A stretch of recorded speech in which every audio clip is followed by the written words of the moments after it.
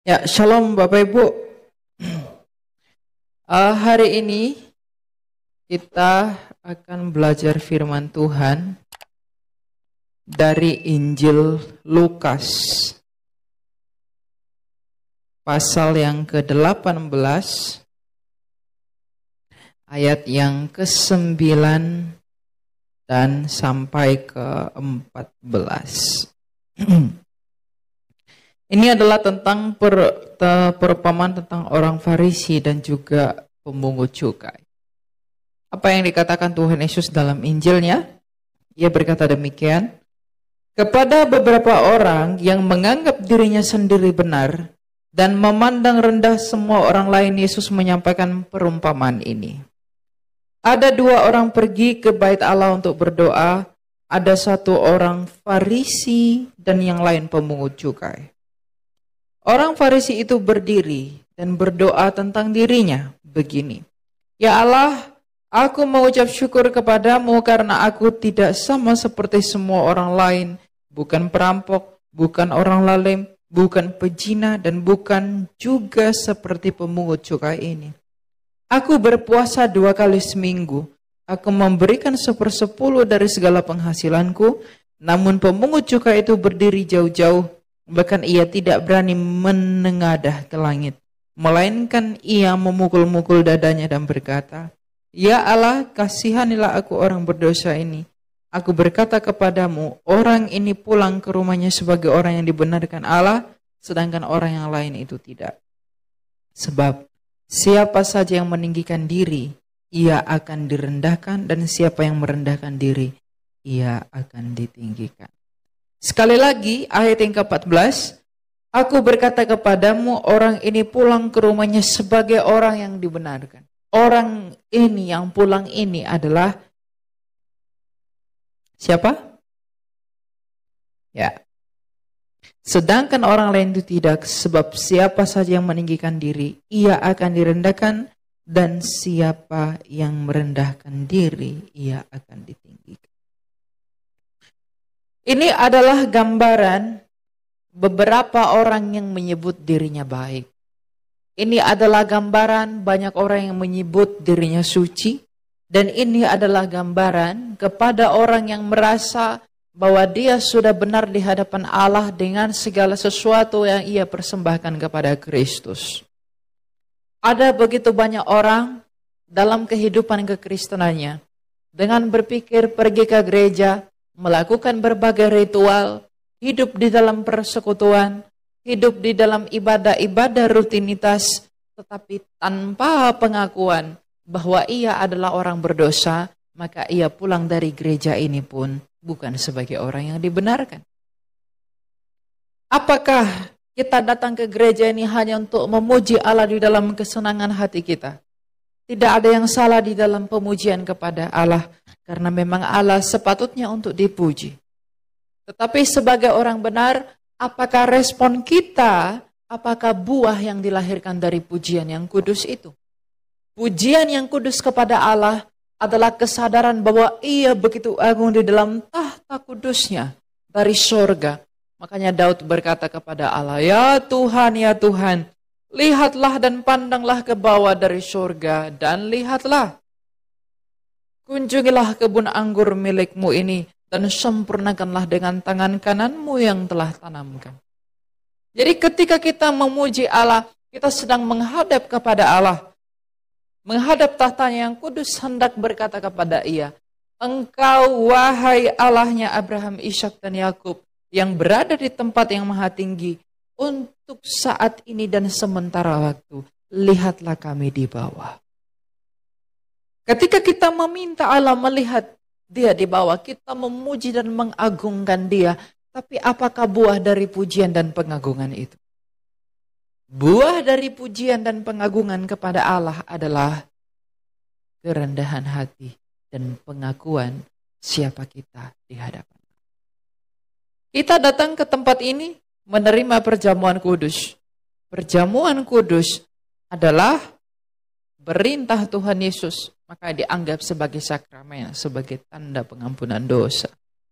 Tapi apakah setelah kita menerima itu, atau bahkan sebelum kita menerima itu, kita benar-benar adalah orang yang merenungkan bahwa kita adalah orang-orang berdosa yang sebenarnya tidak layak di hadapan Allah?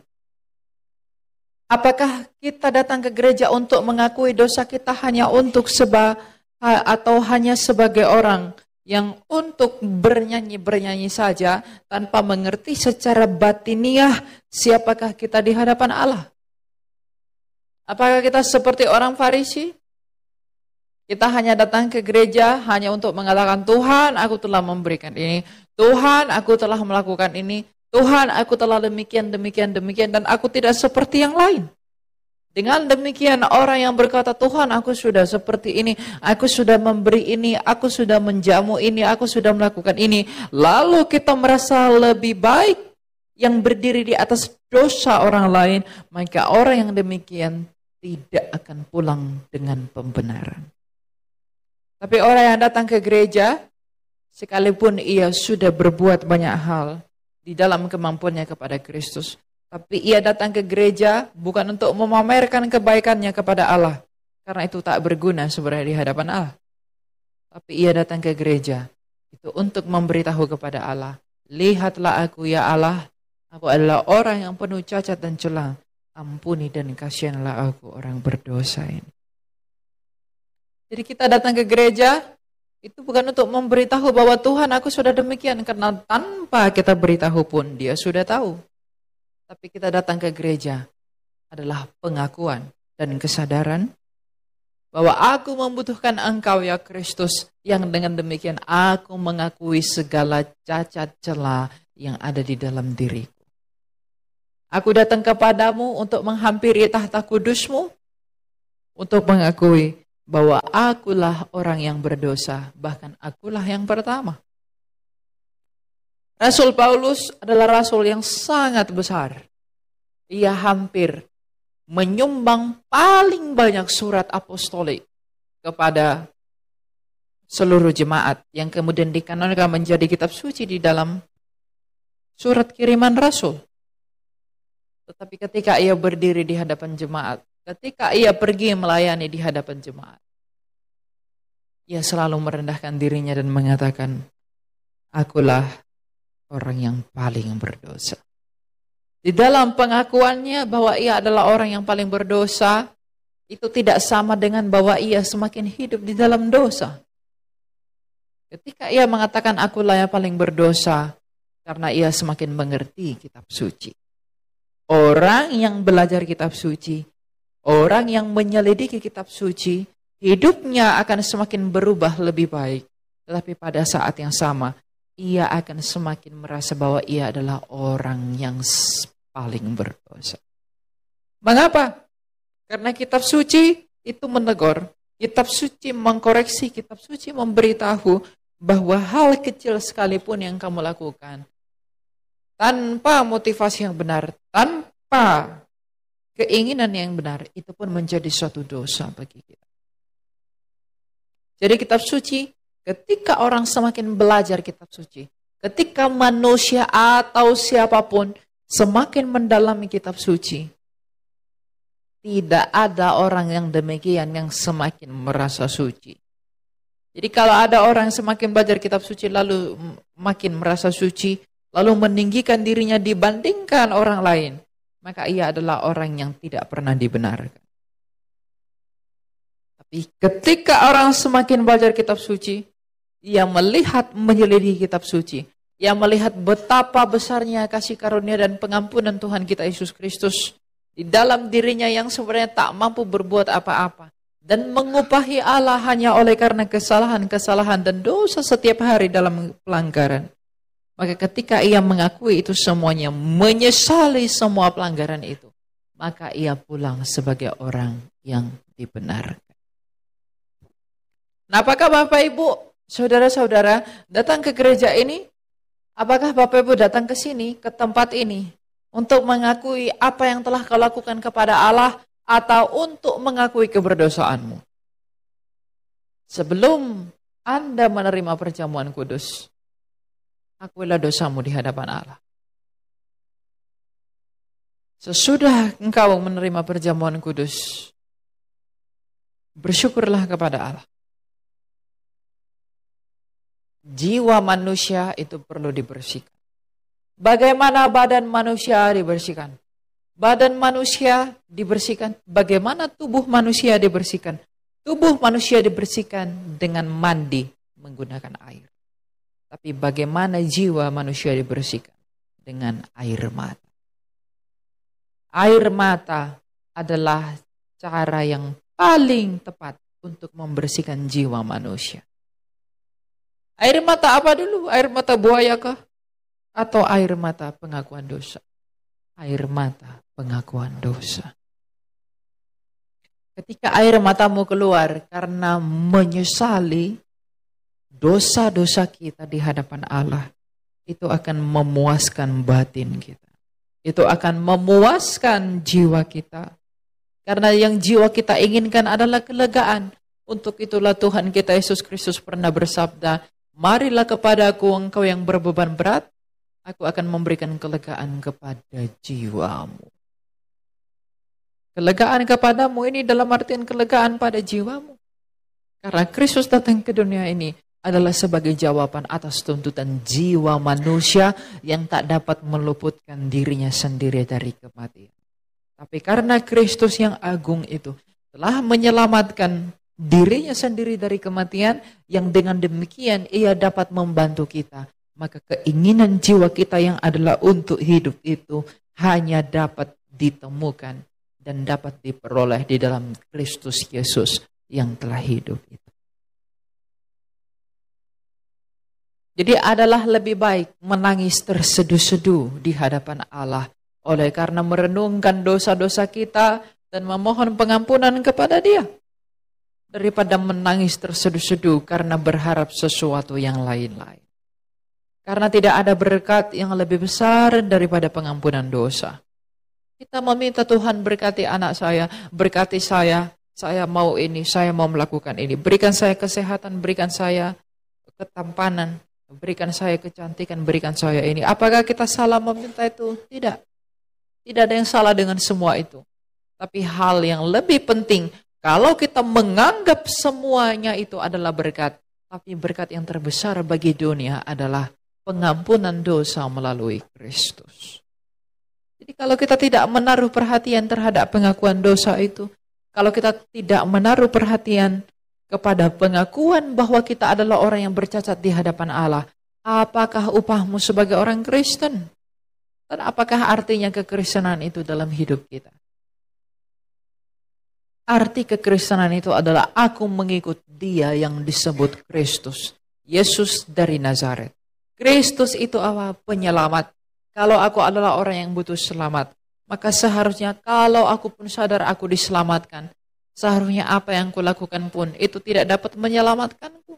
Jadi kita fokus kepada apa yang dikerjakan oleh Juru Selamat, bukan fokus kepada apa yang kita kerjakan demi Dia, tapi fokus kepada apa yang Dia kerjakan demi kita. Sehingga kesadaran kita akan apa yang telah Kristus lakukan demi kita, itu akan menuntun kita kepada kerendahan diri. Itu akan menuntun kita kepada kerendahan hati, yang bersujud di hadapan Kristus dan mengakui bahwa I'm nothing without you, Lord. Saya bukan apa-apa tanpa Engkau, ya Tuhan. Sehingga doa kita, isi doa kita, itu tidak ada yang salah. Tetapi tentang bagaimana imanmu, seperti apa kerohanianmu, terlihat dari isi doa.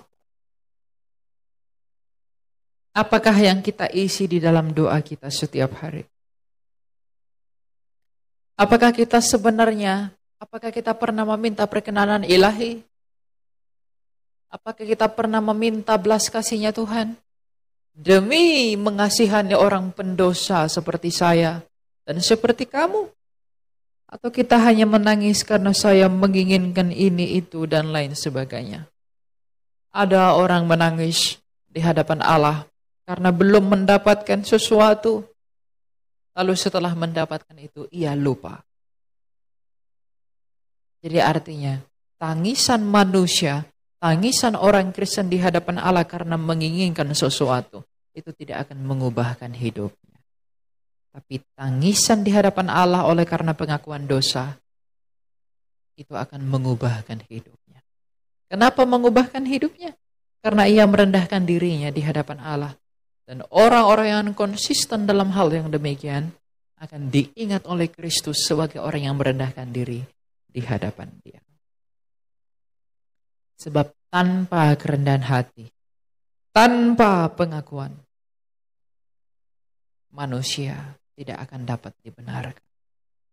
Tanpa pengakuan akan kuasa Kristus, tanpa kerendahan hati, orang tidak akan bisa melihat Allah. Untuk itulah mengapa Petrus perlu mengakui Kristus. Untuk itulah para rasul rela mengakui Kristus. Di dalam segala hal yang mereka lakukan, mereka melakukan banyak hal demi Kristus. Dan bahkan mereka dalam suratnya sama sekali tidak meninggikan dirinya. Tetapi mengakui bahwa mereka adalah memang orang-orang yang tidak berdaya. Tapi hanya memiliki daya di dalam Kristus Yesus. Jadi ubahkanlah hatimu yang congkak itu. Ubahkanlah hatimu yang sombong itu. Ubahkanlah hatimu yang munafik itu. Ubahkanlah hatimu yang tidak berguna. Ubahkanlah hatimu yang menentang kasih karunia Allah. Dengan meninggikan dirimu di dalam segala hal yang kamu lakukan, meninggikan dirimu di dalam segala tindakan yang kau lakukan, seolah-olah itu adalah perbuatan yang dapat menyelamatkanmu di hadapan Kristusmu. Tapi sebagai si pemungut cukai, marilah kita mengaku bahwa kita adalah orang berdosa. Sebagaimana si pemungut cukai, marilah kita menyadari bahwa memang aku bukanlah siapa-siapa di hadapan Engkau. Karena semakin orang sadar betapa banyaknya dosanya, akan semakin banyak rasa syukurnya. Jadi kunci manusia bersyukur setiap hari itu apa? Menyadari bahwa dia lemah. Menyadari bahwa dia itu miskin. Menyadari bahwa dia itu orang berdosa. Kalau kita tidak menyadari bahwa kita itu berdosa, kita tidak menyadari bahwa kita lemah, kita tidak akan bisa melihat di mana kuasa Kristus. Sebab ada tertulis, di dalam kelemahanmu lah kuasaku menjadi nyata. Makanya teologi kemakmuran itu adalah teologi paling bodoh. Dia meminta kepada Allah segala sesuatu yang berhubungan dengan jasmaninya, dengan maksud dia berkecukupan dalam segala hal. Kalau kita berkecukupan dalam segala hal, mungkinkah kita akan menuntun diri kita kepada Allah?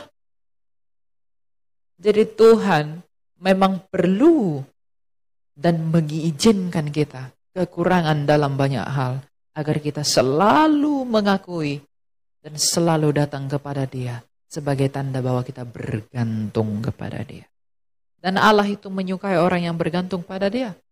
Karena berbahagialah orang yang mengandalkan Allah. Berbahagialah orang yang bersandar pada Allahnya Yakub. Tapi celakalah orang fasik yang berpikir bahwa segala sesuatu dapat dilakukan oleh dirinya sendiri. Artinya, di dalam hidup ini, di dalam hal mengikut Kristus, tidak ada yang orang butuhkan selain kerendahan hati. Tidak ada yang manusia, tidak ada yang orang Kristen butuhkan tanpa kerendahan hati. Akan pengakuan siapa Dia, akan pengakuan siapa Kristus. Sehingga di dalam hidup ini, ia yang semakin besar, kita yang semakin kecil. Tapi di dalam hal yang demikian, kita tetap bersyukur karena Allah kita itu tetap menyelamatkan kita. Jadi milikilah hati yang murni. Milikilah hati yang bersyukur kepada Allah di dalam dasar yang benar. Bukan bersyukur oleh karena padahal apa yang tampak, tapi bersyukur oleh karena hal rahasia yang sedang dikerjakan Allah. Di dalam apa? Di dalam perjamuan kudus, di dalam baptisan, di dalam banyak hal yang Ia kerjakan. Jadi menjadi Kristen itu apakah mudah? Tidak mudah. Menjadi Kristen itu sulit. Karena lawan kita adalah diri kita sendiri. Lawan kita bukan orang lain. Lawan kita adalah diri kita sendiri. Rohku menuntun aku ke kanan. Dagingku menuntun aku ke kiri. Lalu siapakah yang akan kuikuti menurut kehendakku? Oleh karena itu benarlah yang dikatakan kitab suci, bahwa roh memang penurut, tetapi daging itu lemah. Kesombongan, kecongkakan itu adalah keinginan daging. Tapi kerendahan hati itu adalah keinginan jiwa.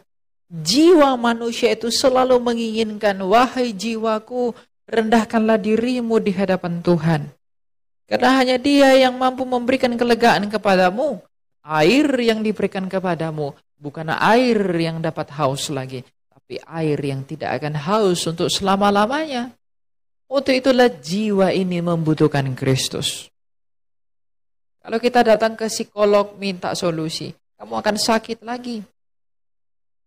Kamu pergi ke pengobatan untuk masalah psikologi, mental, dan lain sebagainya, kamu akan sakit lagi. Tapi kalau kamu berhadap kepada Kristus, kita akan dipulihkan. Karena yang Dia punya itu bukanlah yang ditawarkan oleh dunia. Tapi jiwa yang disembuhkan dan yang dipulihkan oleh Kristus itu adalah berkat kesempurnaan dirinya sebagai yang tak bernoda itu. Karena memang Kristus memang demikian tidak bernoda dalam banyak hal, dan bahkan dalam segala hal. Jadi mari kita mengakui, siapakah saya di hadapan Allah? Apakah kita pernah mengaku dosa kita? Apakah kita pernah merendahkan diri kita di hadapan Tuhan? Tidak peduli mau kamu orang kaya, mau uangmu banyak, mau mobilmu banyak, semua kita akan sama mati di hadapan Allah. Jadi kalau ada orang berpikir, alah, tidak perlulah begitu.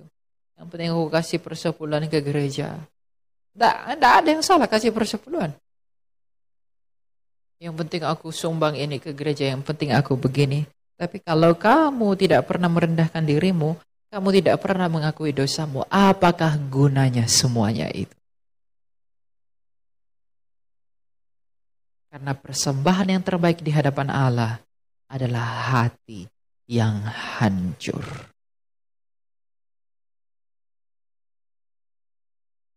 Ini benar-benar gambaran banyak orang di masa sekarang. Ya, enggak apa-apa, aku sudah berikan ini, berikan ini. Lalu dia hidup di dalam rutinitasnya sehari-hari, tapi tidak pernah hidup di dalam kerendahan hati akan pengakuannya di dalam dosa-dosanya. Jangan takut mengaku dosa kepada Kristus. Sebab dalam 1 Yohanes 1 ayat 9 dikatakan, Ia adalah setia dan adil. Jadi kalau kita mengaku dosa kita, Ia akan menyucikan kita atas pelanggaran-pelanggaran kita. Cara satu-satunya mengalahkan setan itu bukan dengan puasa. Kamu puasa, setan tuh nggak pernah makan. Cara satu-satunya melawan setan itu bukan dengan baca Alkitab terus. Setan lebih tahu Alkitab. Ketika dia mencoba Yesus, dia comot ayat Alkitab. Satu-satunya cara mengalahkan setan adalah kerendahan hati. Pengakuan dosa. Karena dia akan malu ketika kita mengakui dosa kita. Jadi lawannya setan itu adalah rendah hati. Jadi kalau ada orang tinggi hati, itu temannya setan.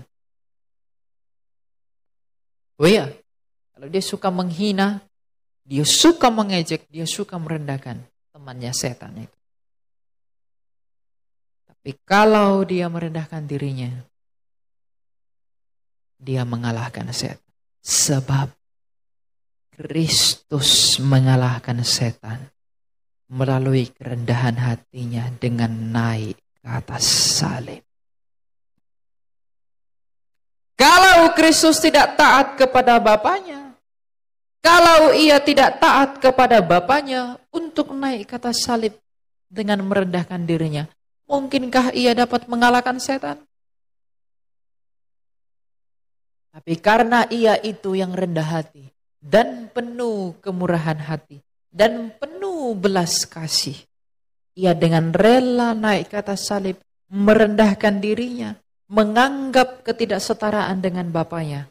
Dan di dalam kerendahan hatinya itu, ia menginjak-injak kematian itu.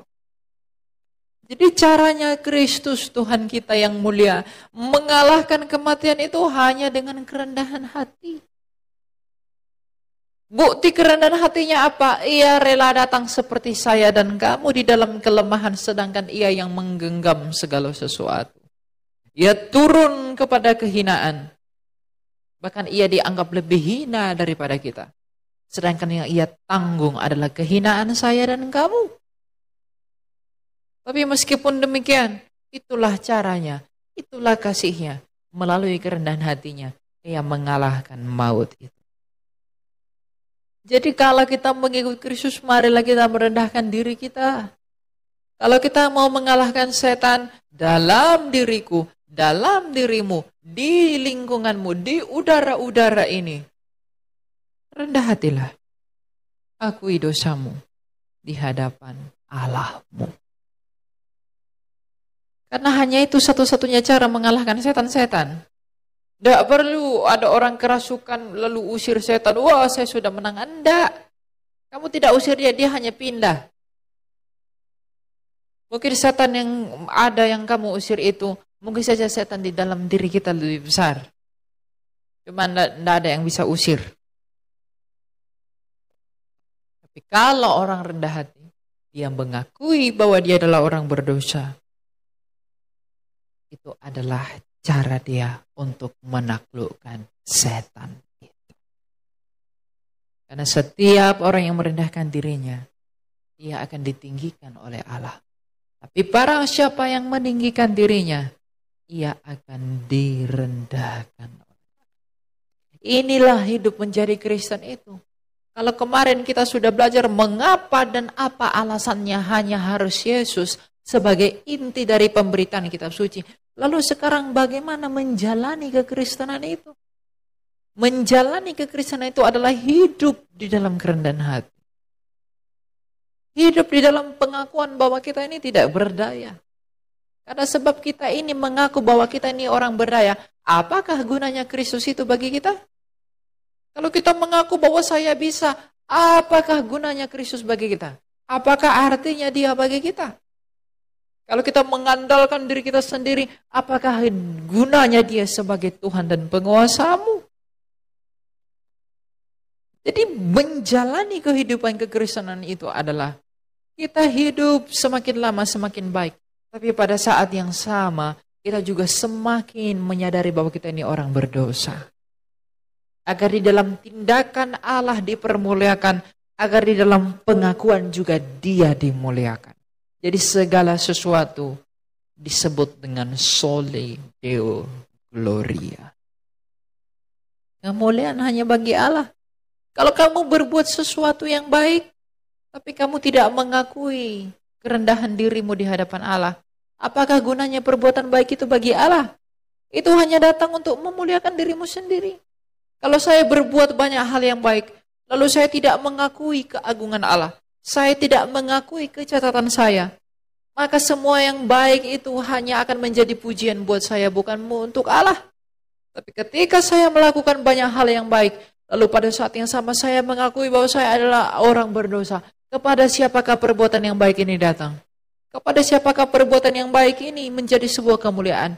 Tentu hanya bagi Allah saja. Untuk itulah para rasul bekerja keras demi pemberitaan Injil. Tapi pada saat yang sama dalam pemberitaan itu, mereka mengaku, akulah orang-orang berdosa. Sehingga pemberitaan Injil mereka mendatangkan kemuliaan bagi Allah. Tapi pada saat yang sama, ketika mereka mengaku bahwa mereka adalah orang yang begitu berdosa, ketika orang melihat mereka, mereka tidak mengagungkan siapa yang berkhotbah, tapi mengagungkan Allah karena ia telah memberi karunia-Nya kepada orang yang demikian. Jadi kalau ada hamba Tuhan meninggikan dirinya itu hamba bukan hamba Tuhan itu, hamba-hambaan. Hamba Tuhan yang benar adalah hamba Tuhan yang mengakui cacat celahnya di hadapan Allah. Yang mengakui bahwa dia adalah orang berdosa. Oh, hamba Tuhan kan orang yang diurapi. Diurapi bukan berarti tanpa dosa. Sikap yang benar seperti Paulus. Dia bertobat, tapi ketika dia berdiri di hadapan jemaat, dia mengaku dia orang berdosa. Agar apa? Agar orang tidak mengidolakan Paulus. Karena dia hebat dalam berkhotbah. Tapi mengidolakan Allah. Karena apa? Karena memberikan kasih karunia kepada Paulus yang mengaku orang berdosa. Sehingga apa yang dilakukan para pelayan, apa yang dilakukan oleh jemaat, dan apapun yang dilakukan oleh orang yang mengaku Kristen, itu semuanya mendatangkan kemuliaan bagi Allah. Karena siapakah yang patut dimuliakan selain Allah, wahai manusia? Apakah yang mau kamu muliakan? Apakah mahkota kemuliaanmu, wahai perempuan? Apakah mahkota kemuliaanmu, wahai laki-laki? Siapakah kepalamu, wahai laki-laki? Siapakah kepalamu, wahai perempuan? Kalau kepalanya laki-laki adalah Kristus, maka kepala perempuan adalah laki-laki.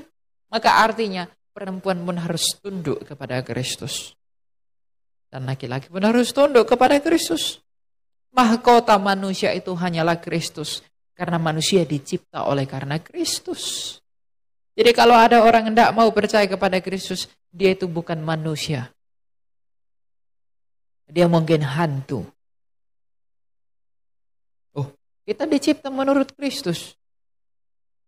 Baiklah kita menciptakan manusia menurut gambar dan rupa kita. Kolose 1 ayat 15. Yesus adalah gambar Allah yang tak kelihatan itu. Jadi kita dicipta menurut gambar Allah. Siapakah gambar Allah itu? Kristus. Jadi kalau kita mau kembali seperti gambar yang semula, pandanglah kepada Kristus.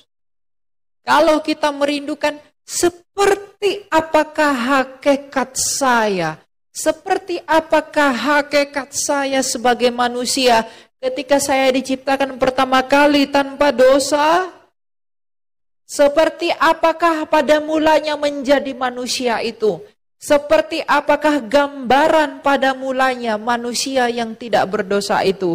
Lihatlah kepada Kristus.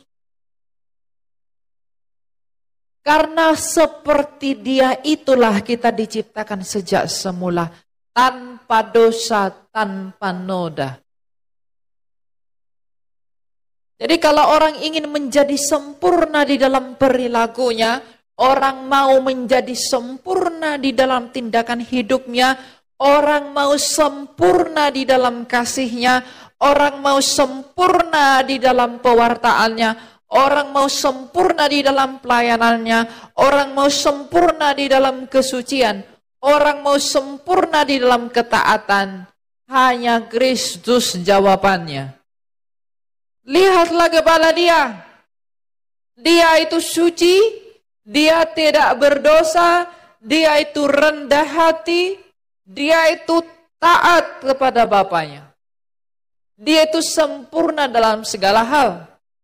The role model seluruh manusia itu sebenarnya adalah Yesus Kristus.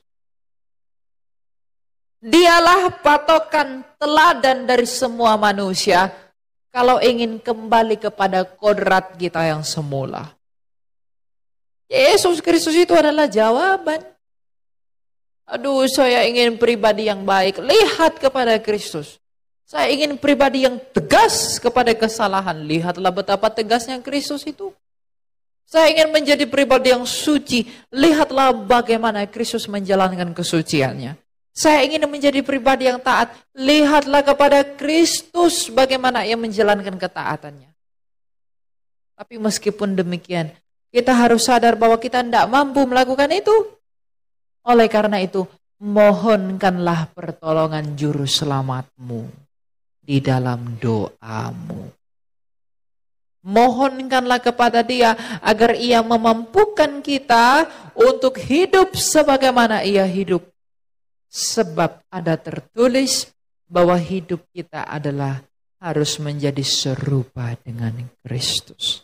Hendaklah kamu menjadi sempurna sama seperti aku sempurna, kata Allah. Jadi kalau kita mengizinkan, kalau kita merindukan kesempurnaan itu, bagaimanapun kita nggak akan mampu. Tapi kalau kita berusaha ingin menjadi sempurna, tidak ada di luar Kristus. Hanya kepada Dia kita memandang. Tapi pada saat yang sama karena kita rendah hati, kita harus mengakui bahwa kita tidak mampu melakukan itu, maka mohonkanlah pertolongan Kristus. Itulah kerendahan hati. Dan itulah bukti bahwa kita orang Kristen. Nah, apakah kita sudah melakukan itu kepada Allah?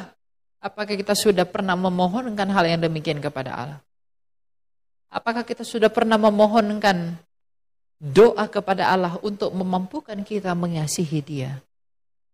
Apakah kita pernah memohonkan kemampuan kepada Allah agar Ia memampukan kita untuk mencintai Dia?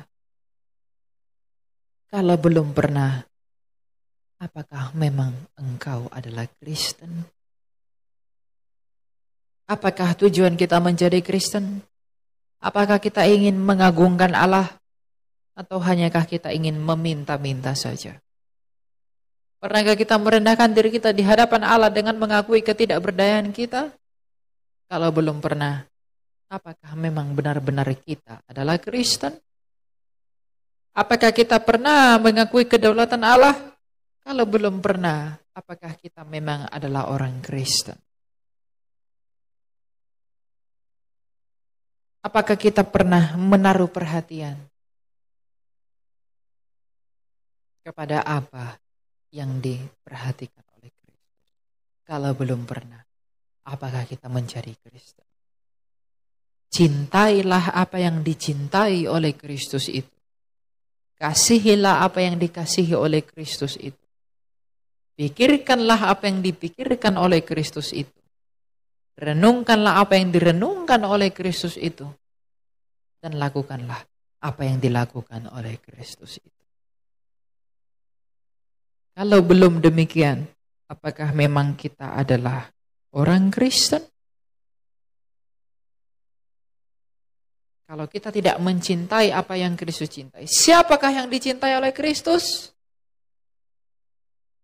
Orang lemah, orang miskin, orang hina, orang yang bercacat, orang yang membutuhkan pertolongan. Di mana ada orang lemah, di mana ada orang sakit, di mana ada orang miskin, ke sanalah Tuhan pergi.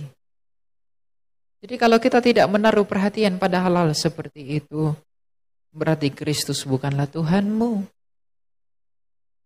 Kalau kita tidak mengunjungi orang sakit, kita tidak menolong orang yang membutuhkan kita, di manakah dan apakah artinya Kristus itu di dalam kita?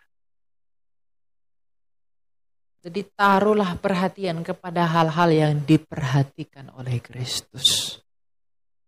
Agar Ia mengatakan, memang benarlah engkau anakku. Agar Ia tidak mengatakan, enyahlah engkau, wahai pembuat kejahatan. Engkau mengaku kau mengikuti aku, tapi lihatlah apa yang telah kau lakukan. Ada orang saudaramu yang membutuhkan tanganmu, engkau menepis tangannya. Bagaimana jikalau kau meminta tangan Kristus lalu Kristus menepis tanganmu? Ada orang yang membutuhkan penginapan di rumahmu, lalu kau menutup pintumu. Bagaimana jika Kristus menutup pintu surga bagimu?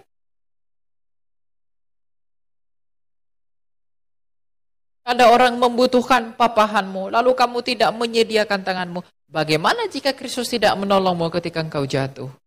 Sebab apa yang ditabur orang, itulah yang dituai. Oleh karena itu berhati-hati dan berwaspadalah. Semuanya ini kita pelajari, semuanya ini kita dengarkan demi suatu hal yang baik. Dan pertanggungjawaban yang baik di hadapan tahta pengadilan Kristus. Pengadilan itu mengerikan. Jadi ya tadinya kalau ada orang mau melayani Tuhan, lalu mundur dari pelayanannya, itu akan diadili ngeri. Kalau ada orang berkomitmen pada Tuhan, lalu memutuskan komitmennya, itu pertanggungjawabannya berat sekali. Orang yang tadinya memberikan hati kepada Tuhan, lalu menjadi tidak acuh kepada Tuhan, itu bebannya berat sekali. Di manakah kesetiaan kita? Sedangkan ia itu setia. Ya, mungkin selama ini kita belajar Allah itu kasih, dia itu baik-baik. Betul, dia baik. Tapi keadilannya adalah bukti kebaikannya juga. Jangan mundur dari imanmu. Jangan mundur dari komitmenmu. Tetaplah setia di hadapan Allah. Setia melakukan apa yang dia lakukan. Setia mengerjakan apa yang dia kerjakan. Demi suatu pertanggungjawaban yang baik ketika ia datang sebagai raja dan menanyai kita semua. Pikirkanlah kematianmu agar kita berusaha dan mengupayakan banyak hal demi suatu hal yang baik di hadapan Kristus itu sendiri.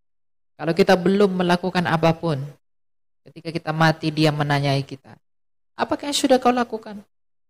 Renungkanlah, apakah yang akan kita jawab. Ini bukan hanya untuk orang tua, yang dalam tanda kutip sudah tua.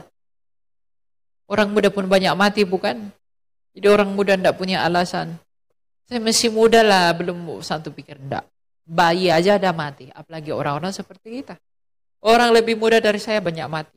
Orang di usia saya banyak mati. Lebih tua dari saya banyak mati. Jadi merenungkan akan kematian kita, yang dengan demikian menuntun kita kepada kesadaran bahwa apa yang telah kita lakukan kepada Kristus itu untuk semua orang tanpa terkecuali. Sebab tuntutan di pengadilannya akan dibebankan pada dinar yang sama. Oleh karena itu, semua yang mendengarkan ini saya harap menjadi pribadi Kristen yang sungguh-sungguh, yang benar-benar mencintai Kristus di dalam kebenaran dan ketulusan hatinya. Bukan yang mengikut Kristus dalam motivasi yang asing-asing. Kalau semua ini benar-benar mengikuti Kristus, bukan hanya engkau yang diberkati, tapi persekutuanmu juga akan diberkati. Jangan cari berkat itu, jangan. Cari Kristus itu. Berkat dia itu akan datang sendiri. Semakin kau cari berkat, melupakan pribadinya, itu akan semakin menjauh. Tapi kalau kamu mencari Kristus, dia tak akan membiarkan kamu kekurangan. Jadi jangan takut tidak makan. Jangan takut tidak sukses. Jangan takut tidak benar. Jangan takut yang seperti itu. Takutilah kalau kamu tidak mengenal Tuhanmu. Sebab kebinasaan dimulai dari hal itu. Jadi jangan takut hal-hal perut lah, hal-hal bawa perut lah, aduh saya belum menikah, saya udah 30 tahun gimana ini. Jangan takut yang begitu. Aduh saya gimana mau makan apa dan lain sebagainya. Ya kalau kamu tidur-tidur tidak bekerja ya jangan makan. Tapi jangan pernah takut, jangan sampai mengorbankan kebenaran Tuhan demi hal-hal yang fana. Tapi kalau kamu mengikuti Kristusmu dengan ketulusan hati, ingat dengan ketulusan hati, kamu akan memperoleh apa yang tidak pernah kamu bayangkan. Tapi kalaupun kamu tidak memperolehnya, setidaknya ketulusan hatimu itulah kekayaanmu. Sebab banyak orang kaya di dalam hal dunia, tapi miskin secara rohani. Oleh karena itu, jadilah Kristen yang benar, jadilah Kristen yang tulus, mencari Allah, memohonkan pertolongan Allah, dan yang terpenting, merendahkan diri dengan mengakui bahwa saya adalah orang yang amat dan teramat berdosa. Oleh karena itu, kemuliaan hanya bagi Kristus. Amin. Kita berdoa. Allah Sang Bapa yang bertata dalam kerajaan surga, kami bersyukur dan berterima kasih kepadamu bahwa Engkau begitu mengasihi kami dan juga mencintai kami di dalam kekudusan-Mu. Kami Engkau ajarkan untuk menjadi pribadi yang rendah hati dengan mengakui segala keberdosaan kami kepadamu melalui Kristus Yesus Putra-Mu. Oleh karena itu di hadapan-Mu ya Tuhan Yesus, kami mengakui bahwa kami adalah orang-orang berdosa. Kami tak mampu melakukan apapun yang baik di hadapan-Mu jikalau bukan Engkau yang memampukan kami. Oleh karena itu kami memohonkan doa kepadamu, biarlah Engkau yang memampukan kami untuk mengasihi-Mu, untuk mencintai-Mu, menurut apa yang Engkau perkenankan dan perintahkan dalam Injil Kudus-Mu. Kami adalah orang-orang berdosa, tapi sama seperti Engkau tidak menolak perempuan pesundal yang datang menyika kaki-Mu, maka janganlah kiranya Engkau menolak kami orang-orang yang berdosa ini seperti pesundal itu. Dan sama seperti Engkau tidak menolak anak yang hilang, maka janganlah kiranya Engkau menolak kami orang-orang yang terhilang ini jikalau kami datang mencari-Mu kembali. Tapi sambutlah kami di dalam kehangatan kasih-Mu sebagaimana Engkau menyambut anak yang hilang itu ya Kristus. Sebagaimana Engkau juga mendatangi pemungut cukai itu, lalu mengangkatnya menjadi murid-Mu. Mungkin kami adalah orang-orang yang hidup di dalam cara hidup pemungut cukai itu pada hari ini. Tapi kunjungilah kami di dalam keberdosaan kami ini, dan bawalah kami sebagai murid-Mu sebagaimana Engkau telah membawa pemungut cukai itu sebagai murid-Mu juga. Agar kami berbahagia sebagaimana pemungut cukai itu telah berbahagia karena ia telah mengenali Engkau. Maka hati kami pun dan jiwa kami pun merindukan pengenalan akan kebenaran-Mu, agar kami memperoleh hidup dengan demikian. Dan sebagaimana Engkau mendatangi Saulus, lalu mengubahkannya menjadi Paulus, maka ubahkanlah kami juga orang-orang yang hidup di dalam cara Saulus, menjadi Paulus, menjadi pemberita Injil-Mu, agar kami berbahagia dan mengikrarkan bahwa Engkau adalah sungguh-sungguh kekayaan kami di dalam perkenanan-Mu itu. Sebab apakah yang lebih berharga bagi kami selain perkenanan-Mu ya Allah? Karena kami tak mampu melakukan apapun kecuali oleh karena anugerah dan kasih-Mu yang melimpah itu. Janganlah izinkan kami mencium-Mu sebagaimana Yudas, tapi sebagaimana si pencuri kami akan mengaku, ingatlah akan kami ya Kristus apabila Engkau kembali dalam kerajaan-Mu. Engkau adalah timbangan yang adil di antara dua penjahat itu.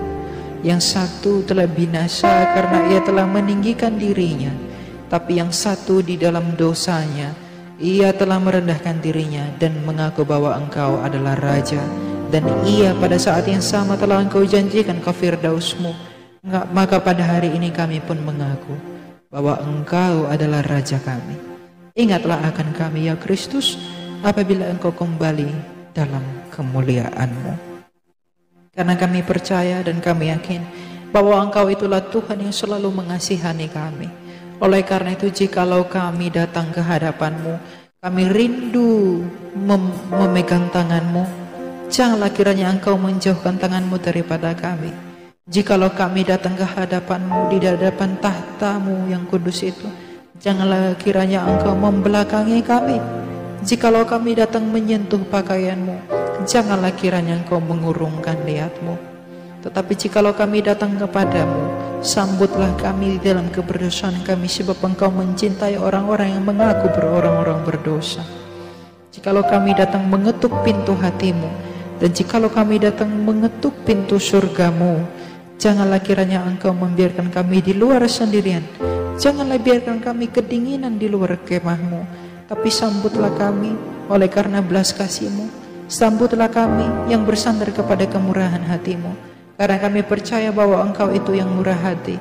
Oleh karena itu sambutlah kami dan terimalah kami, bukan oleh karena apa yang ada pada kami, karena Engkau tak akan menemukan sesuatu yang baik pada kami, tapi oleh karena kemurahan hati-Mu saja yang mencintai semua manusia, yang hendak memberi dirinya bagi-Mu. Sebab kami percaya dan yakin bahwa jikalau Engkau telah rela berkorban demi kami, maka Engkau pun akan turut menyelamatkan kami. Sebagaimana Engkau dengan rela datang ke dunia di tempat yang hina di kandang domba. Engkau rela berbaring di tempat yang hina itu. Maka kiranya relakanlah hatimu ya Kristus untuk berdiam di dalam tubuh kami yang hina ini. Relakanlah dirimu untuk berdiam di dalam kami yang cemar ini, agar kami berbahagia sebagaimana dunia pun telah berbahagia karena telah menerima. Sebentar lagi kami akan menerima perjamuan kudus-Mu. Biarlah kiranya perjamuan ini menjadi suatu hal yang baik, menjadi suatu hal yang kudus, bukan menjadi penghukuman bagi kami karena ketidaklayakan kami menerimanya, tapi menjadi suatu hal yang baik, suatu hal dasar pengharapan demi pengampunan dosa, demi kehidupan kekal yang akan Engkau anugerahkan bagi kami. Engkau yang memberkati dia, Engkau yang memberkati hamba Tuhan yang akan mendoakan perjamuan kudus-Mu, agar di dalam penerimaan kami dilayakkan, kami disucikan, kami dimurnikan oleh karena kasih-Mu. Oleh karena itu kami hanya menyampaikan segala kemuliaan hanya bagi-Mu ya Kristus Yesus, Imam besar agung kami yang mengasihani kami, dan bagi Bapa-Mu yang maha mulia itu dan Roh-Mu yang kudus,